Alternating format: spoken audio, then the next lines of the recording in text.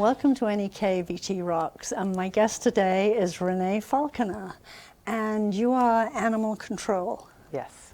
Whatever that means, and I think it means a lot of different things. Tell us what you do. It does mean a lot of different things, and I didn't start out as animal control. I started out as a humane officer. And then That's a much nicer phrase. It is, but you know, we're not really humane officers anymore right now in the States. So I'm animal control officer for, we'll say 5 towns, but when we split up Barton and Orleans and Derby line, it's more than that. And really an animal control officer's job is really to just protect the public from problematic dogs or to pick up stray dogs.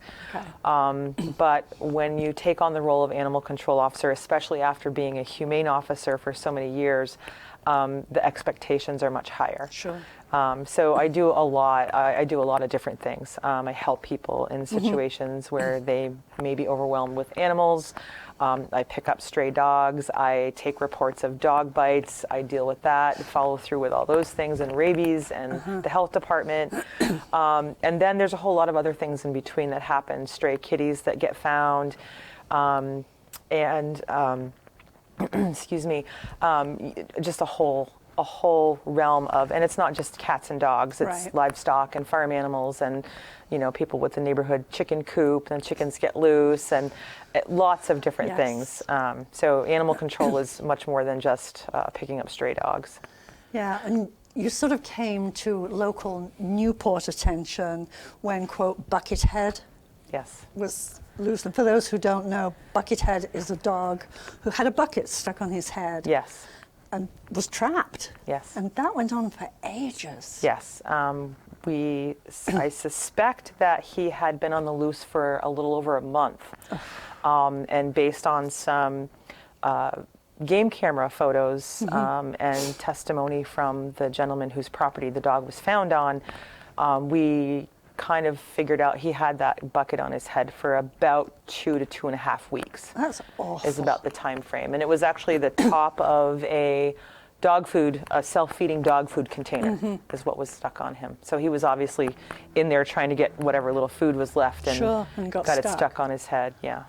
So. That was the sort of most amazing to watch from the sidelines of how people came together. Oh, it was drone pilots. It was amazing, and most of them were reaching out to me, and I spent a lot of my time during that search for Bucky. We're going to call him Bucky for short. It's nice. I spent a lot of my time throughout that. I think it was stretched out to be about 8 or 9 days of searching, just managing the people who wanted to help. People were messaging me at all hours of the day and night, wanting to know what they could do. And so just managing those people, like to make sure that we didn't have too many people on the ground looking, to make sure that we had supplies that we needed, and to just keep everybody in touch and let everybody know what was going on. That was quite an undertaking. And then the drones reached out. Of course, NEK Lost Pets reached out. We started with the little trap, then we went to the big trap, the drones. I mean, it was just an incredible search. And everybody had the same goal in mind, was to just find that dog before we lost him. Save the dog, save the dog. And it worked. Right. And everybody was ecstatic. Yes. And then the dog had to go back. Yes. And everybody was not ecstatic. No, it was sad. And you know, I'm not going to point any fingers or say anybody did anything right or wrong. It was just an overall sad situation. Some people who were in a less fortunate situation, the dog in an extremely unfortunate situation. But you know, when it boils down to it, I have a professional. I have to keep my professionalism and do the right thing. And the owner of the dog came forward and paid all of the things that he needed to pay. And it wasn't about money, but, you know, clearly, if he hadn't had a bucket on his head and we would have found him on the side of the road just as a stray, there would have been a protocol. So I followed the same protocol with him as I would have with any other stray dog. This was just in extenuating circumstances. And so the owner did everything he needed to do and did everything right. And so that was the right thing to do. But I followed him and monitored him. And the veterinarian kept in touch with me after I released him. And as far as I know, he's doing well. And presumably at this point, there's enough other people with eyeballs on him. So if he puts a toe out of line, which is the good news. Yes. So, and hopefully he had 2 dogs. He's down to 1. There was a sister to Bucky that I ended up with about a month before we found Bucky. And he was unfortunately not able to afford to get her licensed and pay the fees to get her back. So I ended up taking her to Frontier Hope Memorial, where she was adopted. But it was funny because she hadn't been fully adopted yet. The paperwork was being done, and we were able to take, her name was Marley, and we were able to take Marley out to try the initial day I first started looking for Bucky.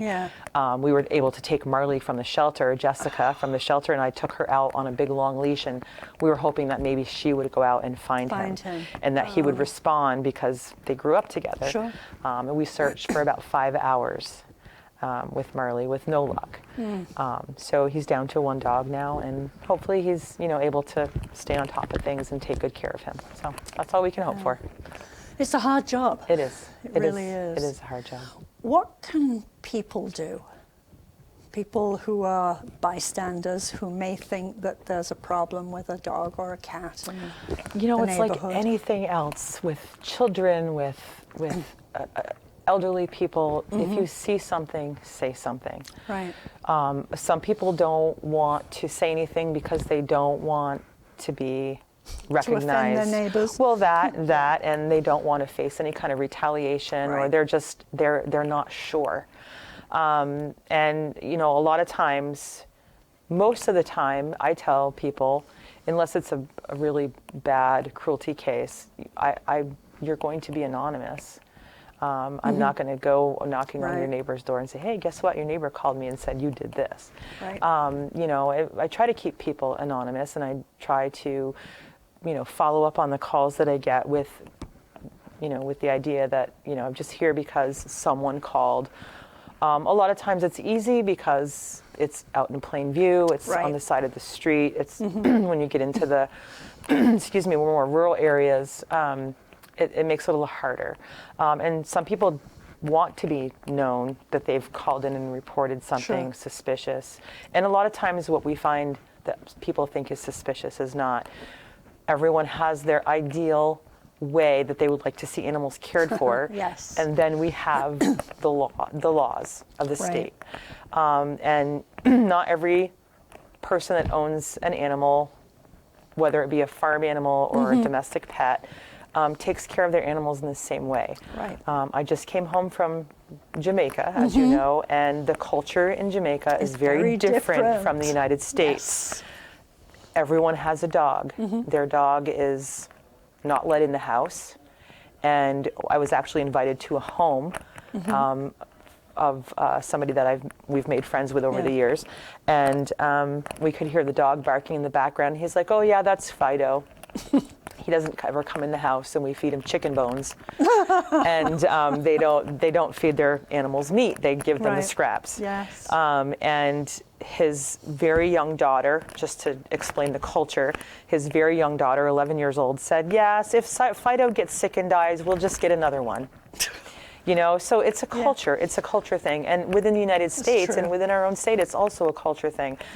People have to abide by the laws, which you're supposed to provide basic vet care, food, water, shelter, and sanitation. A lot of times it's just education. And just briefly, I'll give you this is kind of a funny but sad case. An elderly couple had taken on their son's 2 beagles that were rabbit dogs. Of course. And someone called and said, "Oh, these 2 beagles are living in a rabbit hutch."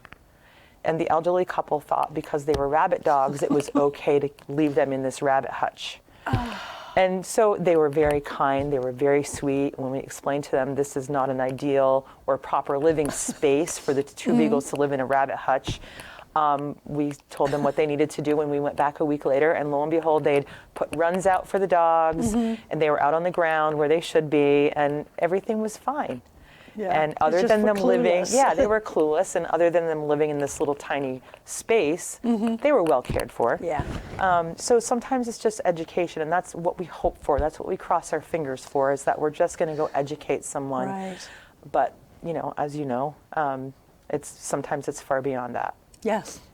Or it's, you can't educate. No, and the other one that you've had a little notoriety for recently is the farm in Orleans. Yeah. So I received some videos just recently of the farm in Orleans, and which has been, an ongoing issue for years and years and years. And I actually knew Mr. Woods from a prior farm where he had farm animals, and it was not a good situation there. Then he packed up and left the area for a while, and then reappeared in Orleans, this time with pigs and goats and a few random farm animals. The state has been in, the Department of Ag has been in, the game wardens have been in, they've toured the barn, they have scoured the whole place, and come to the conclusion that he is falling within the ag practices that the state of Vermont, his has neighbors set are going to forth. love that. I know, and sadly, they were trying to get him to relocate with regards to zoning. Yes. And it just didn't. The town had to renege on their decision for whatever reasons. I'm not sure all the legalities, but I do get a lot of calls. I get a lot of calls. You do. And back to the whole, everybody's idea of ideal animal care is different, and we can't take animals away from somebody because there's trash laying around, or the fence is falling down, or the barn doesn't look pretty. Not everyone has the same standards. No. Do I agree with everything at that farm? Of course not. Of course not. I wish that, it was different. I wish it was cleaner and nicer for those animals, but according to the Department of Agriculture, they're following all the standard practices. The animals are fed, they're watered, they have shelter, they do have vet care. And, and not to the defense of the animal owner, but he has taken in a lot of animals that otherwise may have been just left for dead, Dumped. or discarded or dumped. Yeah. There was a huge goat case in Holland years back, and he ended up with all of those goats. Wow. And a lot of them were not in good shape. And the veterinarian has told us that there's some kind of genetic disorder with some of the goats, and it's not from neglect. That's just how it is, and they're okay. They just look awful. It doesn't look pretty, but they're okay, and they're fed and they're cared for properly according to the Department of Agriculture's practices. So, now that we know that someone's been there, other than myself, there's been some law enforcement, there's been some people at the state level who have gone and checked on the situation, and they say that it's okay. We have to trust in that. Right. So it won't end there, I'm sure. People are still gonna let He's not a good neighbor. No, and it's sad because at the meetings that we went to, there were many taxpayers, of course, that live in the town that it's not habitable for people to just go and sit on the green and or go out to the municipal building and sit at the little park they have by the river. Right. Because in the summertime it smells really bad. Yeah, that's not okay. Yeah. But there's a whole difference in attitude very often from those who move into a community who have, say, lived somewhere else. Yes. And then are shocked when they find chickens in the backyard. Yes. We had a whole thing in Newport about that a few years ago. I had chickens. And there was this whole what the cluck movement because the then mayor did not want chickens anywhere. And those of us who had chickens, who took care of our chickens, said, come on, that's ridiculous. This is a rural area. Why shouldn't we have chickens? Right. So the state has created a new domestic pet ordinance, which I've been talking to each of my towns and encouraging them, because there are again good pet owners and bad pet owners, and the domestic pet ordinance is to kind of keep those people who do decide to put a chicken coop in their backyard, to keep them in check. Which is fair enough. Which is fair enough. A balance if is you're going good. to have some livestock, they should Right. be contained, just as a dog should be contained to your own property. Right. Unless you're, taking them to the local fair to show them, in which you'd put them in a cage and Right. transport them. So, the domestic pet ordinance covers everything except for dogs and cats. So it covers poultry and livestock, goats, chickens. It doesn't include agricultural farmers. Right. It's really meant for the people who decide to put a couple of goats in the backyard or a chicken coop, so that they're not over, pooping on the neighbor's porch or eating the neighbor's apple trees. And the rooster isn't waking up at 2 in the morning. Well, so that's what that is all about. Derby has adopted that ordinance. Coventry is going to have it on their agenda for the town meeting. A couple of the other towns are reading it and playing with it. Interesting. I haven't looked at that one yet. So, and that's all we can ask people to do is, if you choose to have any animal, whether it's a dog, a cat, a goat, a chicken, llama, whatever it may be, care for it according to the way you're supposed to care for it, and keep it so that it's not a nuisance to other people. Yeah, that's a challenge sometimes with cats. I mean, many of us have indoor, outdoor cats. My cats don't stay in the house. They can come and go. They're supposed to be in at a certain time, but they're cats. They're cats. They do. Yes. They sometimes blow that up, just like kids do. Yeah, cats are a touchy one for a lot of people. Yeah, I know. A lot of people don't appreciate that cats are out there hunting songbirds. We don't they care. They like them hunting mice. Right. We don't care. I was just going to say, we don't care if they hunt mice or moles or rats or any small rodents, but then when they start to chip away at the bird population, it's upsetting to some people. I have an indoor-outdoor cat myself. She brings me lots of rodents. I've never seen her bring a bird. I don't think she's agile enough to catch a bird. We just had a blue jay brought in. Oh, no. Which alive. Yeah. We did not appreciate it. Yeah. It took a lot to catch him and get him out. I've heard chatter that in some states they do actually regulate cats the same way they regulate dogs with the rabies vaccine and the licensing, but still, people don't walk their cats on leashes, and cats are one of those gray areas. Yeah. But yeah. Is there legislation? I mean, clearly there's some pet ordinance that you've just described. Is there other legislation that's in the chain? I mean, is stuff going to change? Well, we're hoping so.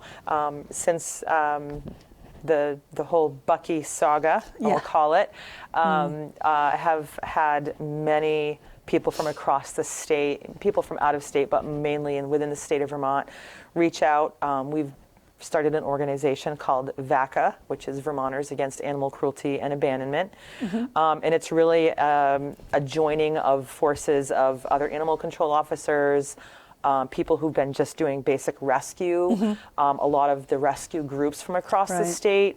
And we're hoping to bring some change.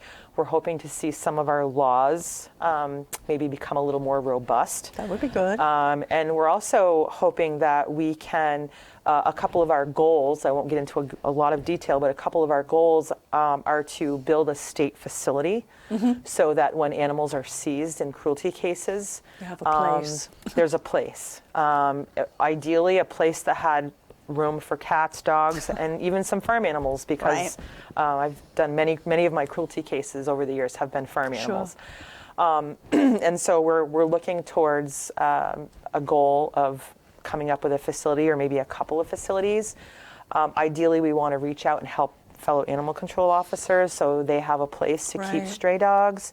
A lot of animal control officers, they will go out and pick up a stray dog, and then they're relying on a rescue group or a shelter who may be full and don't have anywhere for the animal to go. It's true. This happens here. It does. It happens here. I've taken some dogs for Newport on occasion. Luckily, I have a barn on my property, and I'm able to have some kennels inside. So I do have a place to keep a few. There have been many times when I've been overwhelmed and had to double them up or triple them up and built outdoor kennels as well. You had 9 puppies at one time. I did. And the only reason I know that is I know a friend of mine has one of those puppies. Yes, it's about this size. Yeah. It's gorgeous. I've over the years have taken in some dogs that were extremely pregnant. Yeah. That the shelter, they don't want to have puppies born at the shelter because of germs and diseases. And fostered cats for that reason. Yeah. So over the years, I've fostered a few mama dogs and their babies for the shelter. I have taken in some litters of puppies and their mothers. And so, I have the space, but not a lot. So a facility in the state, or even a couple of facilities across the state, would be amazing. Yes, it would. And we're also, our bigger goal with VACA is to see some change. To see some change with enforcement, and maybe pulling in a few handfuls of really well-trained, they might be animal control officers, they might be humane officers. Or just people. Or just people who want to do this work, and really pull this state together and see things happen a little better. I had the opportunity after a really bad horse case back in, I think it was 2010. I fell into a really good situation following that cruelty case with the gentleman who was the Commissioner of Public Safety at the time, Keith Flynn. He and his wife actually fostered, a couple of those horses for us, and he helped us write the civil forfeiture bill, which if we seize animals from a cruelty case, we can ask the state's attorney, we can ask the enforcement officers to ask for a civil forfeiture, which means the judge would have to look at the evidence that we have been able to collect within a certain period of time. It's usually a couple of weeks, 2 to 3 weeks time, and make a decision on the evidence, which are the live animals that are still living. Right. We can't throw animals into a locker and wait for a case in 6 months, 8 months, or a year. Exactly. In the case of the horses that we got from Jeffersonville, it was 17 months that we had to care for those horses and pay for everything. That's outrageous. While and then, we of were course, waiting. they looked perfect. Yeah, well, they were beautiful. Yeah. So after that whole case, and Keith Flynn, who was our commissioner at the time, saw the struggle we were going through to find grant money and raise money to pay the bills. Horses are pricey. I think we ended up with close to $50,000, and we were being very frugal. Yeah.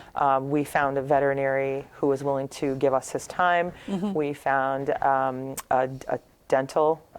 equine dentist who was willing to come and do her services for free. So we were able to resource a lot of that out at no cost, but we still were up about $50,000.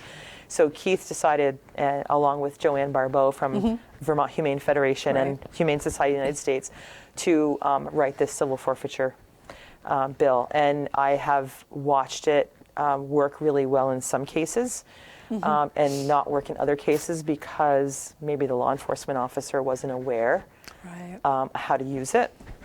So I'm trying to bring more awareness with all of these other organizations across the state as they're getting these cruelty cases coming. I don't know if anybody followed Hank, the Rottweiler over in St. Albans. He was a cruelty case, and actually we didn't need the civil forfeiture for that one because the owner wasn't given. Him. Yes, they did. So that was a little bit different, but we're trying to bring awareness to everyone who's involved: the veterinarians, the rescue people, the animal control officers, the law enforcement, even sometimes the state's attorneys and the judges. They have so many laws and so many things they have to know, and they may or may not be aware. And this is all a volunteer job for you?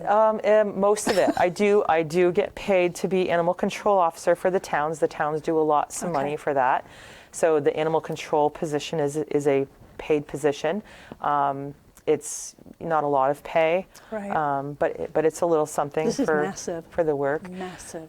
It is, and that's where we're stretching. We're trying to stretch every dollar. And we're trying to find, where is there money that we can access? Is VACA a membership organization? VACA is not a membership organization. VACA is, we're becoming a nonprofit. We're actually in the process of getting the 501c3. We had a board meeting a few weeks ago, and we voted on a board. We voted on a few different things, but mainly we voted on our board members. And then we are writing our mission statement. I believe that's already done. We have a lot of moving pieces all happening all at once. We didn't want to rely on one particular. Potter's Angels Rescue out of Central Vermont was willing to take on Be that. a fiscal sponsor. Yes, and then we decided, no, let's do our own thing. That way we can separate it.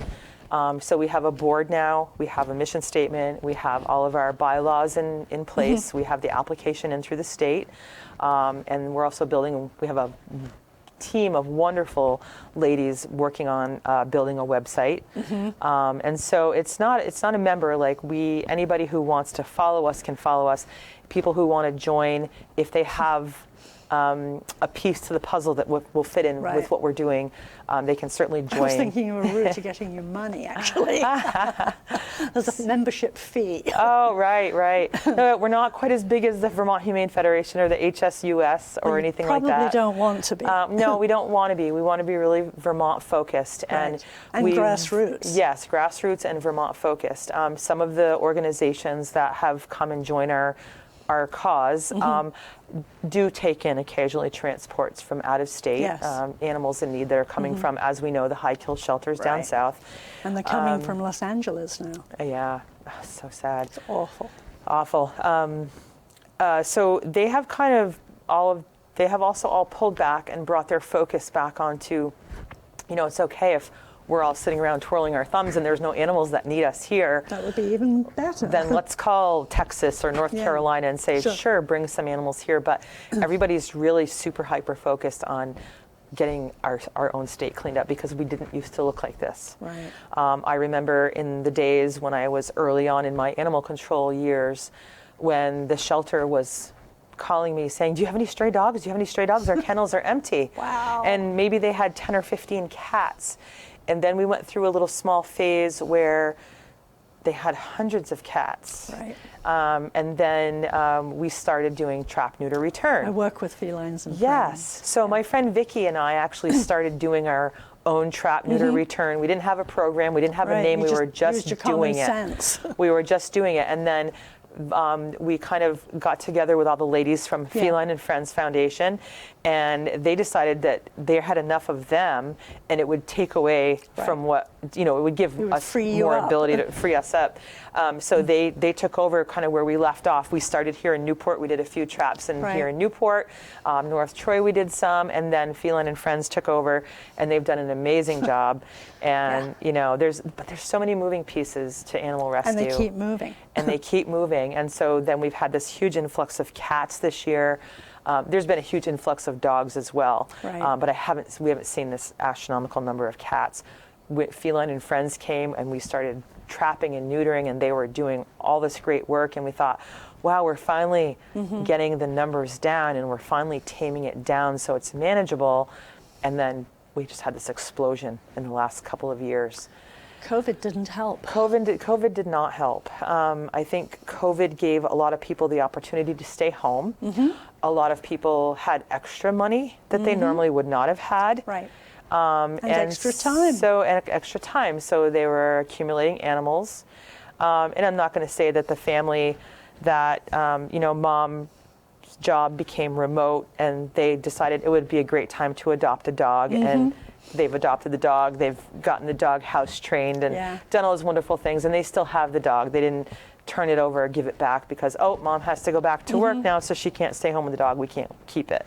I think a lot of good things came out of COVID, but we also saw a lot of bad things come out of COVID. Right. And that's, I think the overpopulation of animals, COVID has a little something to do with, for sure. Yes.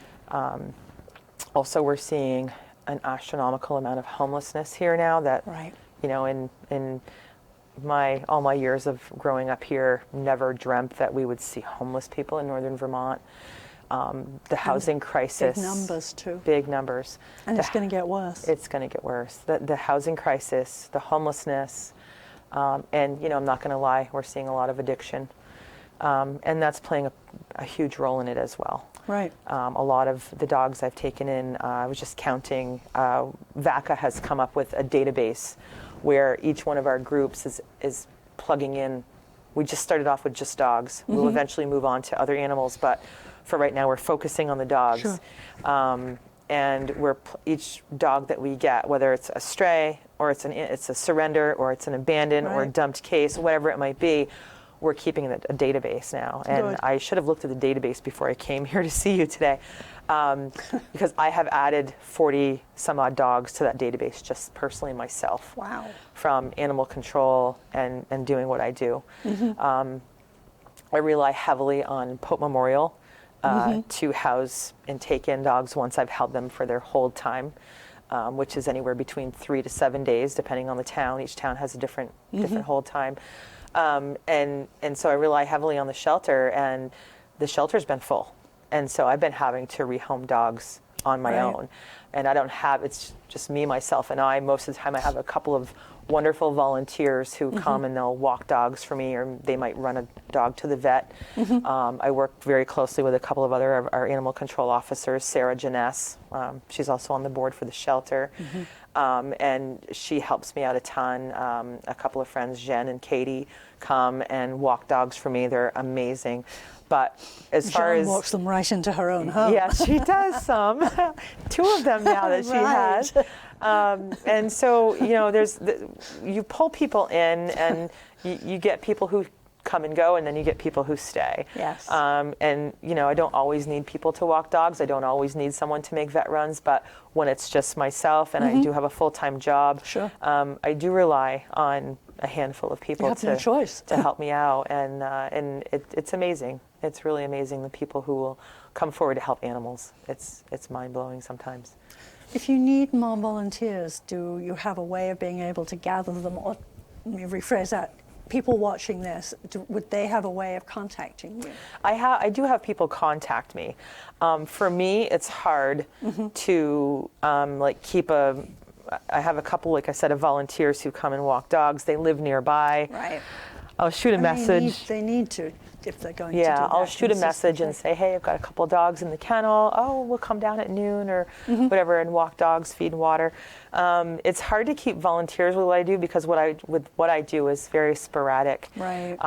You know, I once in a while have a scrub down day where I'll scrub the kennels and clean them up and that kind of thing, and we'll get a couple volunteers to help with that. My son's girlfriend is a huge volunteer for me as well. She's a keeper. She's a keeper, for sure. He can go, she's a keeper. But it's hard for me to keep volunteers like the shelter. The shelter's open every day, 7 days a week. They have like this rotating things that need to happen, and for me, it's hard. But, you know, whenever people contact me, I always say, hey, if I have a need for whatever, some people will say, hey, I could house a cat or a dog for a week or two or whatever. I keep those numbers handy, because I never know. But then also I get into the moment. A lot of things for me are in the moment. Right. And a lot of times it's, I don't want to say panic mode, I've got to fix this now. Yeah. You know, you have to come up with a quick solution, and scrolling through the phone trying to remember who all these people are is difficult at times. But yeah, I do have a nice handful of volunteers and other people who are in the animal world that do help. So we're just about out of time. It goes so fast. It does. What is the most helpful thing that anybody watching this can do? The most helpful things that people can do are, as we spoke before, if you see something, say something. It may not be what you see, or it may be worse than what you see, but please report it and know that I will, and the other people that I work with will do everything we can to protect that person. Right. But if there's something, you know, horrible, then we may need to go beyond. And there is a list of animal control people. Yes. And anybody in Newport, it's Royce Lancaster at the police station. Yes.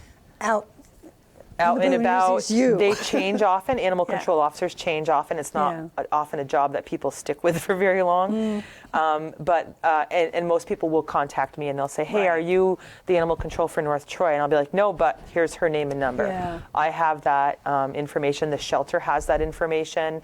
And that's the best place to start. Is the with shelter. Yes, if you need to find out an animal control officer, message me or the shelter, call the shelter.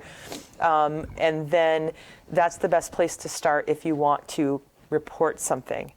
Not all animal control officers are trained as well. Right. They may not know what to do, but they all know. I've reached out to all of our animal control officers here in Orleans County and said, if you need assistance or you get a call, you just don't know what to do. And they do. Right. They do reach out.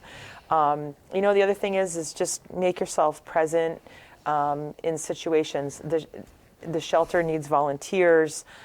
Friends for Life is a local organization here. They're looking for foster homes. If you're willing to open your door to a dog or a cat even when there's a need, and you know you have the right setup and it's the right fit, fostering is really rewarding. And a lot of people say, I don't want to foster because I'll get attached and want to keep it.